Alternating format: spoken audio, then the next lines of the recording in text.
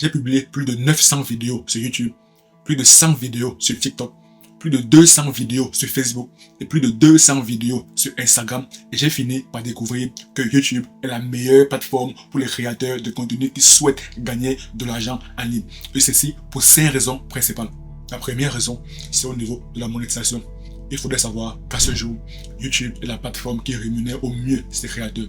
Ce n'est pas TikTok, ce n'est pas Facebook, ce n'est pas Instagram, ce n'est pas X, c'est YouTube. YouTube reverse 55% des revenus qu'elle perçoit aux YouTubeurs, ce qui est énorme. Donc YouTube reverse plus de la moitié des revenus qu'elle perçoit aux créateurs de contenu.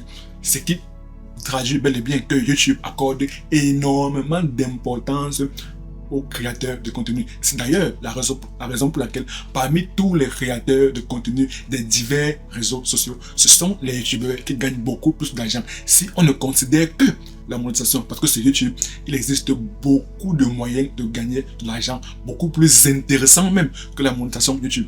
Mais si on se concentre exclusivement sur le critère de la monétisation, tu peux évaluer les différentes plateformes. YouTube est la plateforme qui permet aux créateurs de contenu de gagner beaucoup plus d'argent. Et si on se concentre désormais sur le critère du RPM, le revenu pour 1000 vues, donc la somme d'argent que chaque plateforme reverse aux créateurs de contenu pour chaque 1000 vues. Même à ce niveau, YouTube est beaucoup plus avantageux que Facebook, que Instagram, que TikTok. Les études très récentes avaient révélé que YouTube verse en moyenne 5 $ chaque 1000 vues. Et ça, ce n'est que pour des petits YouTubeurs. Donc pour les YouTubeurs qui ont un nombre d'abonnés entre 1000 et 10 000 abonnés, YouTube leur verse en moyenne 5 $. Si on fait la même chose sur TikTok, les études très récentes avaient révélé que TikTok verse en moyenne de 0,4 $ à 1 $ chaque 1000 vues. Et même là, c'était parce que TikTok a revu son programme de monétisation à la hausse. Parce que avant, c'était pire. Avant septembre 2024, TikTok nous payait entre 0,02 $ à 0,04 $ chaque 1000 vues. Ce qui était dérisoire. Mais depuis septembre 2024, TikTok a compris la douleur des TikTokers et a donc décidé de rehausser la barre du RPM, donc le revenu pour 1000 vues.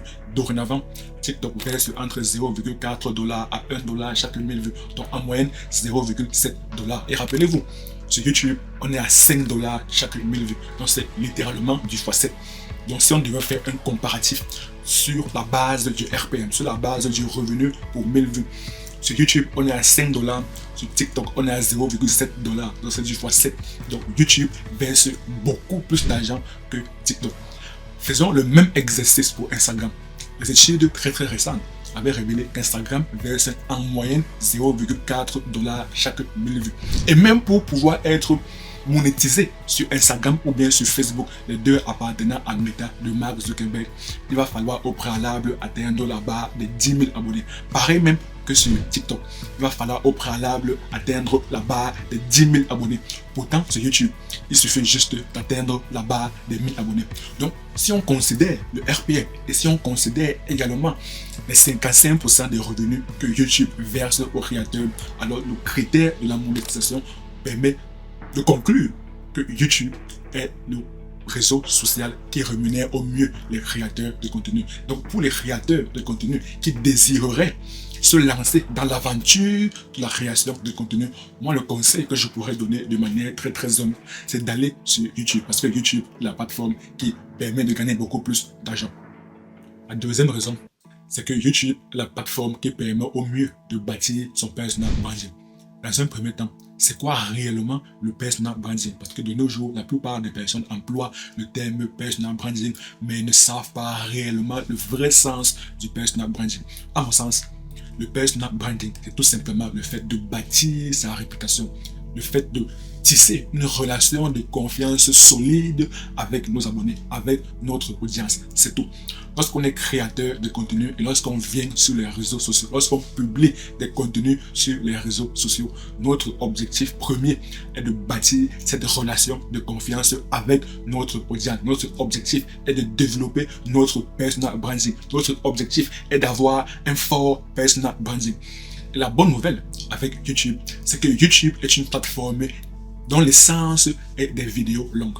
L'essence de YouTube, ce sont des vidéos longues. Et avec des vidéos longues, l'audience a beaucoup de temps de s'attacher à votre personnalité. Si les abonnés estiment que les informations que vous leur délivrez dans les vidéos sont pertinentes, alors cette relation de confiance se bâtit au fur et à mesure. Ce réservoir de confiance se remplit au fur et à mesure. Et par conséquent, le personal branding s'accroît au fur et à mesure. Au fur et à mesure, vous développez un fort personal branding. Par contre, les contenus courts, c'est très difficile de développer un fort personal branding. Pourquoi? Parce que comme son nom l'indique, ce sont des contenus courts. Alors, il y a très peu de temps pour que l'audience qui regarde des shorts puisse réellement déceler votre personnalité et par conséquent s'attacher à vous. Il faudrait voir un peu les shorts comme des échantillons des vidéos longues. C'est exactement comme ça que moi je vois les shorts. Et c'est même comme ça que la plupart des grands youtubeurs considèrent les shorts. Ils considèrent les shorts comme des échantillons des vidéos longues. C'est la raison pour laquelle la plupart des grands youtubeurs publient énormément de shorts. Ils sont en mesure de publier minimum 5 shorts par jour. Parfois même, ils publient 10 shorts par jour. Sur Instagram, ils peuvent publier 10 réels par jour. 10 réels par jour. Pourtant, sur YouTube, très compliqué de publier 10 vidéos par jour. Non. Cela traduit bel et bien que les shorts sont des échantillons des vidéos longues. C'est très important à comprendre. Donc les shorts permettent juste de capter l'attention de l'audience. Lorsqu'il verra au fur et à mesure vos shorts, alors il sera beaucoup plus incité à regarder votre vidéo longue. Et c'est à travers votre vidéo longue qu'il s'attachera à votre personnalité. Et c'est ainsi que vous bâtirez votre personal branding. Et YouTube est la meilleure plateforme pour bâtir son personal branding. La troisième raison, c'est la mentalité, l'état d'esprit des personnes lorsqu'elles sont sur chaque réseau social. Une personne qui est sur TikTok, généralement, elle va pour consommer des contenus légers, pour se distraire. Une personne qui va sur Facebook, c'est pour connecter avec ses camarades, avec les amis de Facebook, ou bien pour voir parfois des contenus un peu drôles. Une personne qui va sur Instagram, c'est juste pour avoir un peu de l'inspiration. Sur Instagram, on retrouve beaucoup de réels de motivation. Par contre, une personne, lorsqu'elle va sur YouTube, elle est déjà dans l'optique de regarder des vidéos longues. Parce que YouTube met beaucoup plus en avant des vidéos longues. YouTube est tout simplement de la télévision. Ça, il faudrait avoir cela en clair dans votre esprit. YouTube, c'est de la télévision. Lorsque des personnes vont sur YouTube, elles sont déjà dans l'état d'esprit de consommer des vidéos longues. Et une chose également très formidable avec YouTube, c'est que les personnes vont sur YouTube pour apprendre de nouvelles choses. Des personnes vont sur YouTube pour avoir de l'information. Des personnes vont sur YouTube pour avoir des solutions spécifiques à leurs problèmes spécifiques. Et ça, ce n'est pas moi qui le dis. Une étude très récente réalisée par Google avait révélé que 70% des utilisateurs de la plateforme YouTube utilisent YouTube pour résoudre un problème lié soit à leur travail, soit à l'école, soit à leur loisir. Et une autre étude avait révélé que 92% des personnes qui regardent des vidéos YouTube, c'est pour avoir soit de l'information, soit de la connaissance. Dans la plupart des personnes, minimum 7 personnes sur 10 viennent sur YouTube pour avoir de l'information, pour avoir des solutions spécifiques à leurs problèmes spécifiques. Et comme Albert Einstein avait dit, derrière chaque problème se cache une opportunité. La raison pour laquelle la plupart des personnes gagnent énormément d'argent sur YouTube. Rappelez-vous du point numéro 1, la raison numéro 1 sur la monétisation YouTube. YouTube est la plateforme qui rémunère au mieux ses créateurs, non seulement à travers la monétisation YouTube, mais également à travers d'autres sources ingénieuses de gagner de l'argent. Parce que sur YouTube, des personnes ont déjà des problèmes. Lorsque des personnes viennent sur YouTube, elles ont déjà en tête leurs problèmes.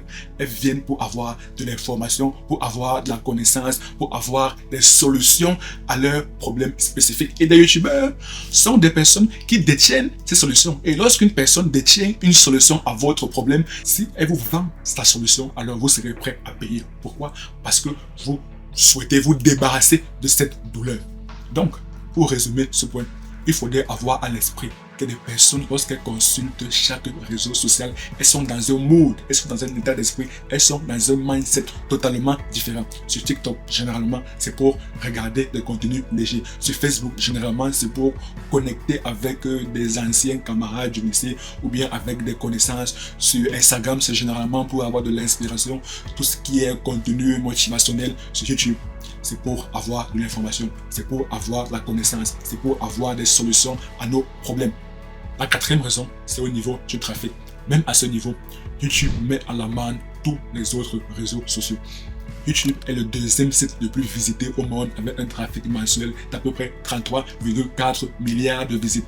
Le premier site le plus visité au monde, ce n'est ni Facebook, ni Instagram, ni TikTok, ni WhatsApp. Le premier site le plus visité au monde, c'est Google, avec un trafic mensuel avoisinant les 88,1 milliards de visites. Et Google ayant racheté YouTube en 2006, soit un an après la création de YouTube. Donc YouTube, c'est un peu comme une entreprise incluse dans le grand groupe Google. Par ailleurs, une étude très récente, notamment réalisée par Statista, avait révélé que chaque année, 10% du chiffre d'affaires de Google provient de YouTube. Tout cela traduit bel et bien que YouTube est une entreprise incluse dans Google. Donc, une personne qui crée des vidéos sur YouTube, non seulement elle fait face au trafic de YouTube qui est de 33,4 milliards de visites par mois, ce qui est le deuxième site le plus visité au monde, mais elle fait également face au trafic de Google qui est de 8,1 milliards de visites par mois. Donc, elle fait face à un trafic cumulé de 121,5 milliards de visites par mois, soit au trafic des deux sites les plus visités au monde. Mais considérons juste le trafic de YouTube. Ne considérons même pas le trafic de Google. YouTube, son trafic est de 33,4 milliards de visites par mois, ce qui est le deuxième site le plus visité au monde. Qu'en est-il du trafic des autres réseaux sociaux? Qu'en est-il du trafic de TikTok? Qu'en est-il du trafic de Facebook? Qu'en est-il du trafic de Instagram? La même étude avait révélé que Facebook est le troisième site le plus visité au monde avec un trafic mensuel de 17,4 milliards de visites par mois, ce qui représente à peu près 50% du trafic de YouTube. Et concernant le trafic de Instagram, c'est à 6,6 milliards de visites par mois, ce qui représente à peu près 20% du trafic de YouTube. TikTok est le 15e site le plus visité au monde avec un trafic mensuel avoisinant les 2,1 milliards de visites par mois, ce qui représente à peu près 7% du trafic mensuel de YouTube. Donc tout cela traduit qu'en termes de trafic seulement, YouTube met à l'amende tous les autres réseaux sociaux. Et vous-même, vous savez bel et bien qu'on dit en business, pour pouvoir gagner de l'argent, il va falloir au préalable avoir de la visibilité. Ce qui est tout à fait normal, ce qui est tout à fait logique. Car si vous avez un produit ou bien un service à commercialiser, il faudrait que des personnes soient au courant que vous vendez un produit. Donc il faudrait au préalable avoir de la visibilité. Et en termes de visibilité, en termes de trafic, YouTube est le meilleur. Il n'y a pas son deux, clairement. YouTube est le meilleur en termes de trafic, en termes de visibilité. La cinquième raison, c'est que pour percer sur YouTube, vous n'avez pas besoin de faire de la publicité. C'est juste avec du trafic organique, du trafic naturel. Pas besoin de booster cette publication comme cela peut être le cas sur Facebook ou bien sur Instagram. Il faudrait savoir que Facebook est une marketplace. Donc sur Facebook, très souvent, pour avoir de la visibilité, il va falloir booster ses contenus de manière à attirer un trafic payant. Ce qui est totalement différent d'un trafic organique, d'un trafic naturel obtenu avec la création de contenu. Et ça, c'est le fort de YouTube parce que YouTube met beaucoup plus en avant les vidéos. YouTube met en avant le trafic organique, ce qui n'est réellement pas le cas sur Facebook. YouTube n'est pas réellement une marketplace. Facebook est une marketplace. C'est d'ailleurs la raison pour laquelle la plupart des personnes utilisent YouTube beaucoup plus pour faire la publicité, notamment à travers Facebook Ads. Et c'est aussi ce qui explique pourquoi dans le dropshipping, c'est très souvent Facebook qui est utilisé pour faire de la publicité. Parce que la machine de Facebook Ads est très bien huilée. L'algorithme de Facebook Ads est très bien huilé. Facebook est une marketplace. Ça, il faudrait réellement le retenir. Donc pour avoir la visibilité sur Facebook, très souvent, dans la plupart des cas, il va falloir booster ces contenus de manière à attirer à soi un trafic payant. Et pour cela, étant donné que vous avez déboursé une certaine somme d'argent pour attirer de la visibilité, cela a été un coût. Donc, il va falloir par derrière avoir une stratégie bien élaborée pour être rentable, pour pouvoir rentrer dans vos frais. Alors que sur YouTube, dès que vous postez votre vidéo, la machine de l'algorithme YouTube se met en route de manière à ce que YouTube fasse la promotion de votre vidéo auprès de la bonne audience.